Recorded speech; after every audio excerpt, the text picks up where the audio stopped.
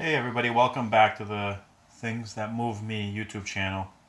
Today I wanted to go over one of my favorite board games that I enjoy, and it's called Splendor.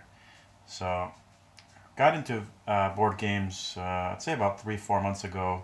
A couple of my friends were doing some sort of game night type thing, and I decided to join up and see what they're up to. So this ended up being one of the games that I was shown from day one. It's a very casual game, but it is very fun. And now I kind of use it as like the game to play for people that aren't really gamers, board gamers. And it's very easy and very fun. And it doesn't take like a lot of math or a ton of thought, I guess.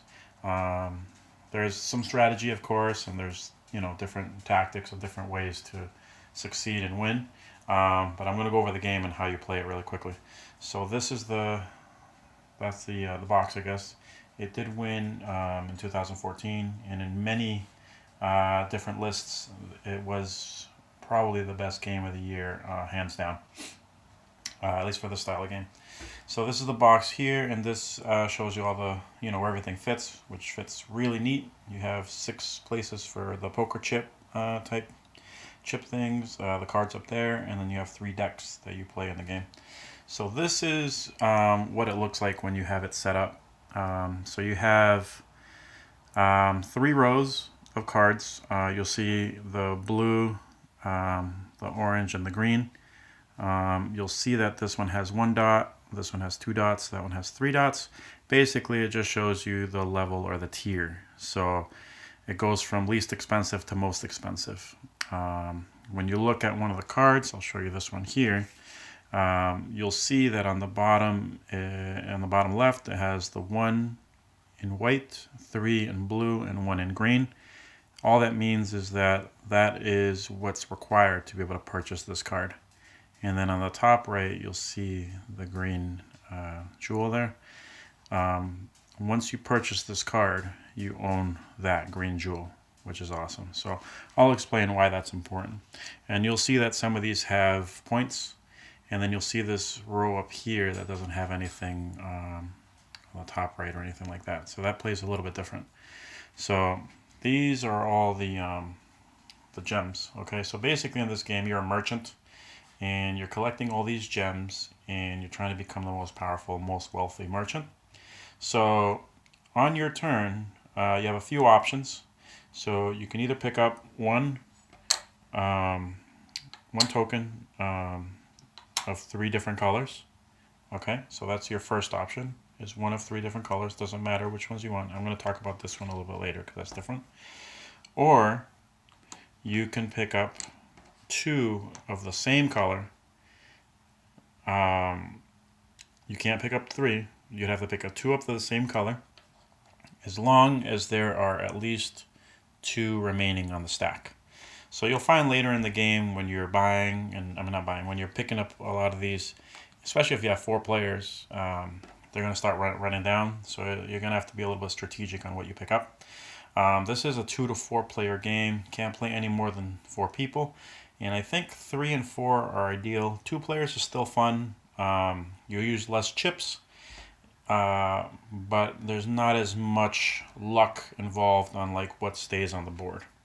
So that's how you grab chips. There's one other token over here, which is the yellow one. These ones are wild. And this one kind of changes the gameplay a little bit depending on your strategy.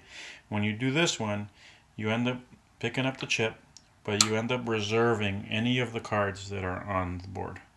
So it can be from here, it can be an expensive one, it can be any of them. And then you set it aside, and you can only play it when you've actually purchased it. You can reserve from these stacks, which nobody else can see, and you can kind of hide it and not share what it is until you actually purchase it. So let's say hypothetically I have 2 blues, I have a red, a couple whites. Okay, so this is the thing. On your turn, you either pick up the chips or you make a purchase. You can't do both in the same turn. And that's what makes the game fun, is that, while you're, spending some rounds to get chips, it's possible that one of the other players is already purchasing some of these cards up here. So it's possible that when it comes back to your turn, the card that you really want up here doesn't exist anymore. And that's where it gets a little interesting, you know, try to build a strategy, but you're always thinking 1 to 2 turns ahead, and obviously not trying to limit your options. So if I have this in play, okay, so I have 2 whites, 2 blues, 1 red. I'm looking up here. I'm probably going to just grab this here. So you'll see that on the bottom it says 2 white, 2 blue, 1 red. So I would keep that in front of me because I own it now, and then I would pay to purchase it, right? So as soon as you make a purchase, you'd go back and you'd refill that space. This is mine now. So this means that I control one of these brown or black jewels. So anytime that I want to purchase anything else on the board, I have to pay 1 less because this is a permanent token, basically. So as you're playing the game, you're going to start collecting more and more permanent tokens, and it's going to make it easier and easier throughout the game to buy the more expensive stuff, because you'll see some of the expensive stuff here, like this one requires 3 white, 5 blue, 3 green, 3 black, and it's going to be very tricky at the beginning of the game. It's almost impossible to buy these. But over time, you're going to start accumulating these cards down here. You'll still have some chips, you know, every now and again. You'll still be picking up chips. But you're going to have to be strategic, because once this row goes away, now you only have these to choose from, and everybody in the game is going after basically the same cards. So it does make it really difficult to do that. So going back to the cards here, you'll see that these have points.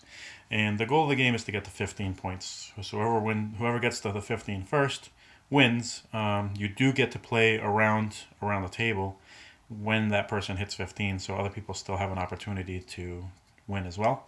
But that's the basic gameplay in that regard. Then you're going to see these 4 cards up top. That also changes, depends on how many people are playing. But these are the nobles, and you'll see that they don't have any symbol on the top right. And you'll notice that the 3 black, 3 red, 3 white, they're kind of like square shaped, they're rectangles. And that means that this card requires 3 black of the cards. So I have 2 cards here, I would need 1 more. I would need 2 more red cards and 3 white cards. So these nobles, you know, once you become powerful enough and you have a lot of these cards here, they will actually come and visit you on their own. You don't buy them. They just automatically come to you, which is awesome, and kind of pay you homage in a sense. But what that does, though, is, like, let's say you ended up getting this guy. That's an automatic 3 points without having to purchase anything. So for some people, that strategy is what they go after, is they'll try to accumulate as many cards as possible so they can start getting some of the nobles near the end of the game. You know, you could very easily buy a card like this really close to the end of the game, and if this allows you to get this, now you have 6 points in 1 turn.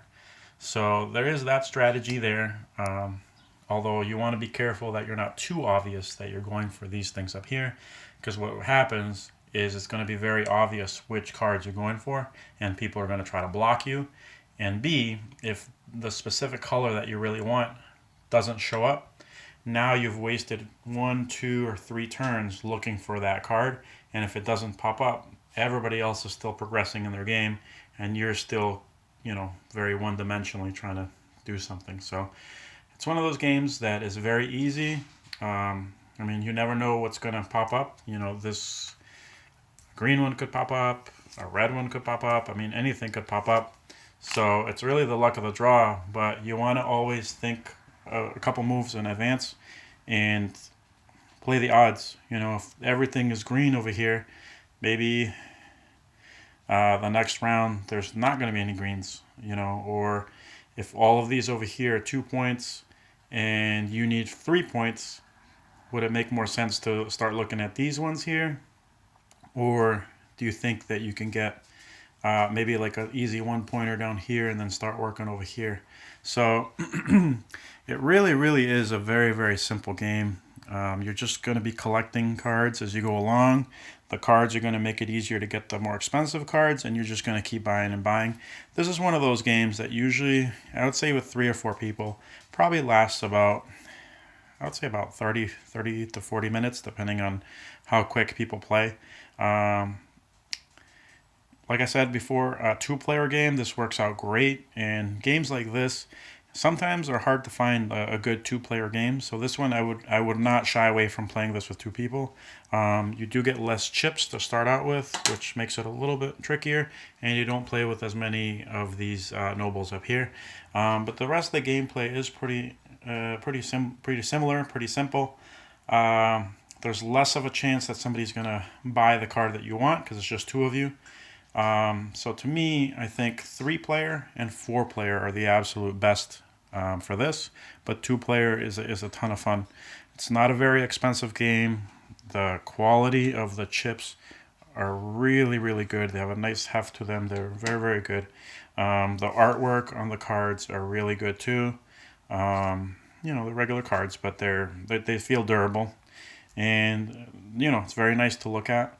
And like I said, it's a very easy game to play. So definitely a game worth checking out. This is, like I said, this is one of those games that you can easily bring out in a group that are not gamers, that don't play board games all the time.